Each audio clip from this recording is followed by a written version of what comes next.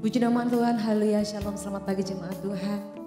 Mari sama-sama pagi hari ini saya ajak untuk kita masing-masing pribadi menyiapkan hati kita untuk kita berikan yang terbaik bagi Tuhan di hari yang baru yang Tuhan sudah sediakan atas kita.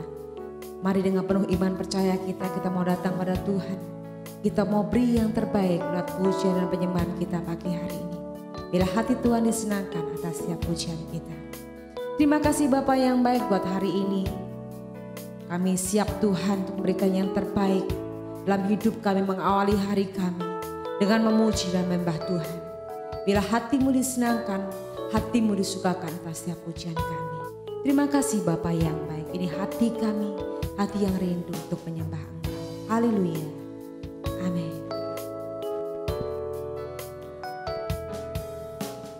Engkaulah kekuatanku,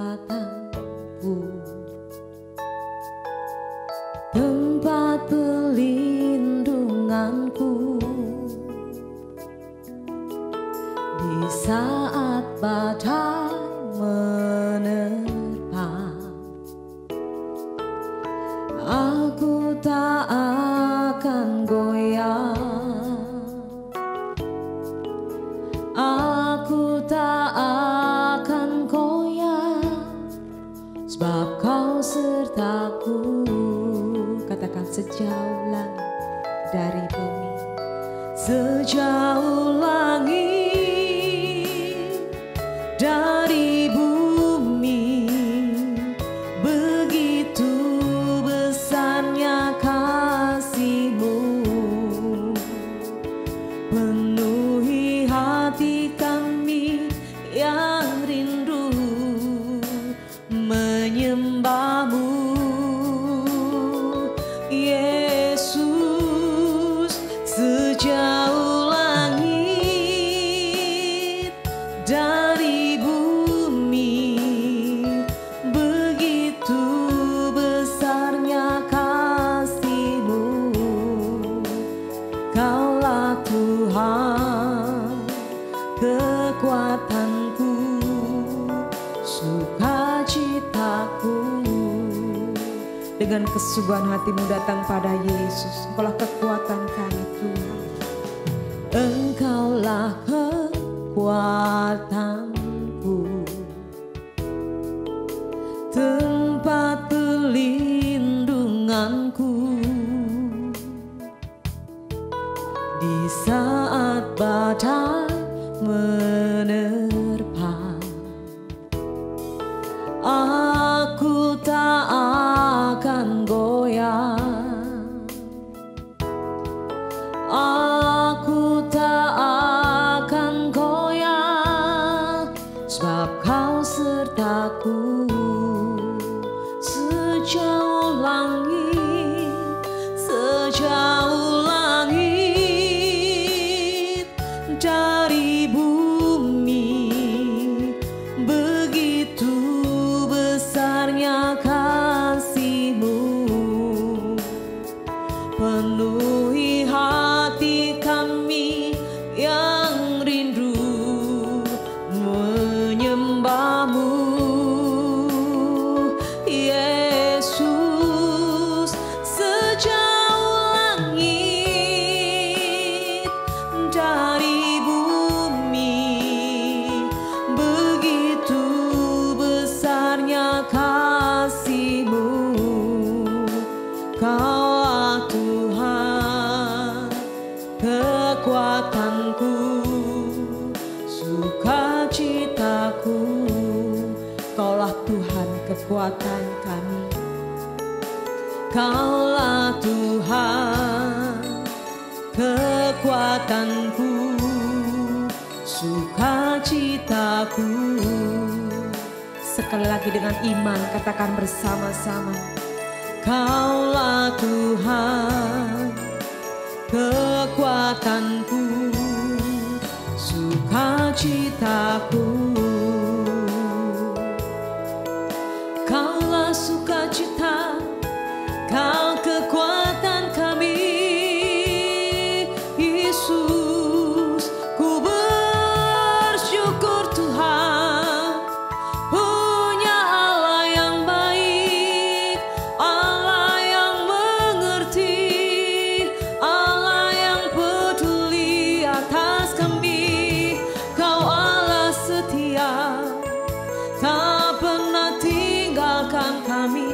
kami bersyukur. Kau layak terima pujian, layak disembah, layak diagungkan. Hanya nama Yesus yang jadi pengharapan, kekuatan kami Tuhan. Hinaralama syaralamo, hinaralama ziaralamo. Kami sembah, kami tinggikan namamu Yesus. Hinaralama shikaralama syaralamo, hinaralama si. Haleluya. Kami bersyukur Tuhan buat pagi hari ini. Kami bersyukur buat penyertaan Tuhan yang baru atas kami. Kami bersyukur buat cinta-Mu, buat kekuatan baru, semangat baru, pengharapan baru dalam hidup kami. Pagi hari ini Tuhan, kami siapkan tubuh, jiwa, dan roh kami. Untuk kami menerima taburan firman-Mu, kami percaya Tuhan, bahwa firman-Mu akan berikan kekuatan pada kami, menuntun setiap langkah hidup kami, sehingga hidup kami semakin berkenan di hadapan Tuhan. Kami buka Tuhan hari kami bersama dengan Engkau. Kami buka hati kami untuk firman Tuhan. Di dalam nama Yesus, kami siapkan hati kami untuk firman Tuhan. Haleluya. Amin. Shalom saudara yang terkasih dalam nama Yesus. Kita akan belajar kebenaran firman Tuhan hari ini dengan tema mendengar suara Tuhan bagian dari pelayanan. Saudara yang terkasih dalam nama Yesus Kristus, mendengar suara Tuhan bagian dari pelayanan. Nah, apa pelayanan yang seperti apa? Jadi kadang-kadang kan kita iri ya kalau kita melihat orang yang melayani, waduh, dia jadi worship leader bagus banget. Kita pingin seperti dia. Nggak usah iri. Wah, dia khotbah kok bagus banget. Saya pingin seperti dia bisa berkhotbah. Nggak usah iri. Wah, dia kok bagus banget ya cara dia itu berkhotbah, dia kok melayani Tuhan kok sepertinya wah enak banget. Nggak usah iri. Karena apa saudara-saudara? Ketika saudara mendengarkan suara Tuhan, mampu bisa mendengarkan suara Tuhan dan Anda melakukannya, itu bagian dari pelayanan. Jadi nggak usah iri dengan orang-orang yang ada di mimbar, yang berkhotbah, yang sepertinya mereka wah artis di panggung. Nggak usah iri. Karena semua pelayanan sama aja, nggak ada bedanya. Yang penting ketika kita mendengarkan suara Tuhan, kita melakukannya, itu merupakan bagian dari pelayanan. Pak, nggak bisa Pak, saya mendengar suara Tuhan Pak. Bagaimana bisa? Setiap hari waktu saya di rumah, istri saya cerewet terus. Baru duduk sebentar, istri ngomel-ngomel. Baru mau apa? Istri sudah ngomel-ngomel. Bagaimana mendengar suara Tuhan? Yang saya dengar setiap hari suara istri saya yang cerewet Pak. Itu lain konteksnya ya. Yang jelas, ketika kita dalam mengiring Yesus, kita bisa mendengarkan suara Tuhan dan kita melakukannya, itu juga merupakan bagian dari pelayanan. Jadi nggak usah iri kalau ada orang yang bisa melayani, kita belum seperti dia, nggak usah iri. Kita iri kepada orang yang menjadi worship leader, wah suaranya bagus banget lah. Kalau saudara saya kurang bagus, kalau suara saudara nggak bagus, ngapain iri? Jadi nggak usah iri apapun bentuk pelayanannya. Ketika Anda bisa mampu mendengarkan suara Tuhan, Anda melakukannya, itu merupakan bagian dari pelayanan. Nah, kita akan belajar dalam satu kisah yang dimana Filipus yang begitu luar biasa, dia mendengarkan suara Tuhan dan melakukannya, itu merupakan bagian dari pelayanannya. Saudara yang terkasih dalam nama Yesus Kristus, kenapa mendengar suara Tuhan bagian dari pelayanan? Kita buka ayatnya ya. Kisah Para Rasul 8, maksud saya, ayat yang ke-26. Saya akan bacakan buat saudara semuanya. Perhatikan ya, Kisah Para Rasul 8, ayat yang ke-26. Kemudian berkatalah seorang malaikat Tuhan kepada Filipus, katanya, bangunlah dan berangkatlah ke sebelah selatan, menurut jalan yang turun dari Yerusalem ke Gaza. Jalan itu jalan yang sunyi. Jadi seperti begini saudara, ceritanya pada waktu itu Saulus, yang belum Paulus ya, Saulus menganiaya orang-orang di Yerusalem. Saulus itu pergi ke rumah-rumah, bahkan memenjarakan orang-orang percaya. Nggak percaya, buka ayat yang 1. Naik ke atas ayat yang 1, perhatikan ayat ke 1, bagian B. Pada waktu itu mulailah penganiayaan yang hebat terhadap jemaat di Yerusalem. Mereka semua kecuali rasul-rasul tersebar ke seluruh daerah Yudea dan Samaria. Jadi pada waktu itu terjadi penganiayaan yang hebat di Yerusalem. Tetapi rasul-rasul tersebar di Yerusalem, di Samaria. Nah, Bang Filipus ini disuruh Roh Kudus, disuruh malaikat Tuhan maksud saya, dia ke selatan lewat turun dari Yerusalem ke Gaza. Kenapa? Karena jalan itu jalan yang sunyi. Ternyata ada maksud Tuhan di sana. Karena waktu itu di Yerusalem ada penganiayaan yang hebat pada waktu itu untuk jemaat-jemaat. Jadi ada yang dipenjarakan kalau saudara baca kisahnya. Tetapi Filipus dituntun Roh Kudus, dituntun malaikat Tuhan lewat jalan yang sunyi. Kenapa jalan yang sunyi? Ada maksud Tuhan di sana. Dia diselamatkan dari penganiayaan tersebut. Jadi kadang-kadang kita dalam hidup ini kita mendengarkan suara Tuhan, sepertinya suara Tuhan itu kok nggak cocok dengan apa yang kita harapkan. Sepertinya suara Tuhan itu nggak seperti yang kita inginkan, nggak logika, nggak logis. Jalan yang sunyi kita harus lalui. Ternyata jalan itu jalan untuk dia bisa selamat dari aniaya tadi.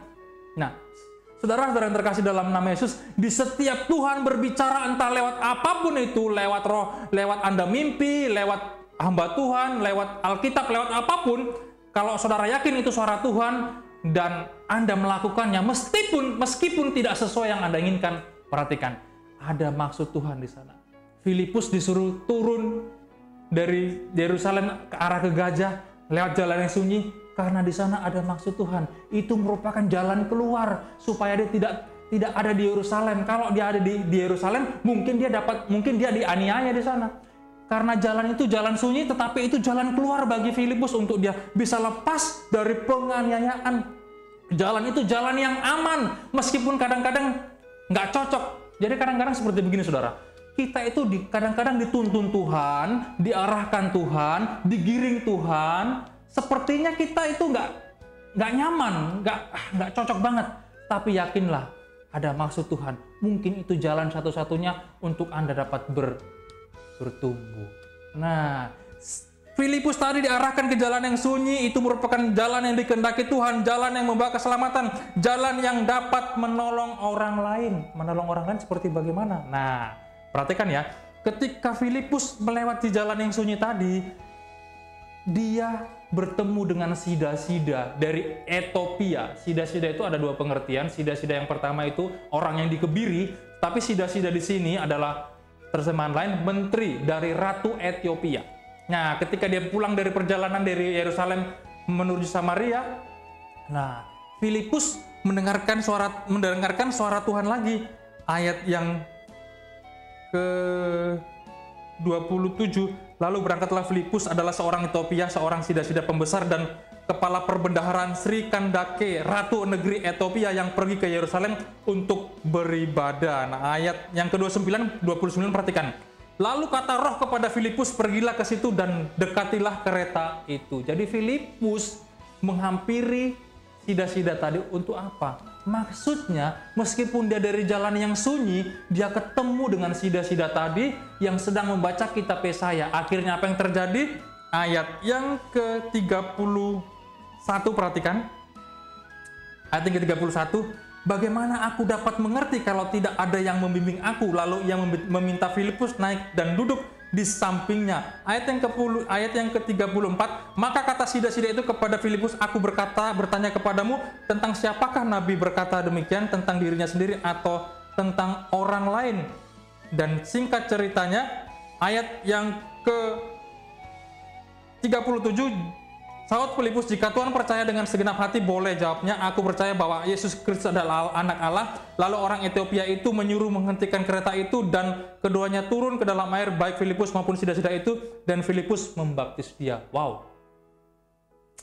Jadi ketika Filipus mendengarkan suara dari malaikat Tuhan atau suara Tuhan tadi, turun dari Yerusalem, dari ke selatan ke Yerusalem mengarah ke Gaza, dari jalan yang sunyi, ternyata maksud Tuhan untuk bertemu dengan sida-sida tadi. Sida-sida tersebut, akhirnya sida-sida tadi diselamatkan dan dia dibaptis. Wow. Saudara yang terkasih dalam nama Yesus Kristus, mendengarkan suara Tuhan merupakan bagian dari pelayanan. Meskipun tidak cocok di hati, meskipun sepertinya, aduh kayaknya enggak deh. Tetapi perhatikan, kalau Tuhan sudah berbicara, meskipun itu tidak cocok di hati saudara, itu merupakan jalan keluar. Itu merupakan jalan keselamatan. Itu merupakan jalan di mana Anda dapat menyelamatkan orang lain. Filipus tadi bisa menyelamatkan sida-sida tadi. Akhirnya dia pun percaya kalau Yesus Kristus anak Allah dan dia dibaptis dan diselamatkan. Wow, ini berkat yang luar biasa. Coba kalau Filipus tadi tidak nurut ke jalan yang ditunjukkan malaikat Tuhan tadi, nggak bertemu dengan sida-sida tadi nggak diselamatkan. Nah, jadi seperti begini, saudara. Ketika kita mendengarkan suara Tuhan, taati saja.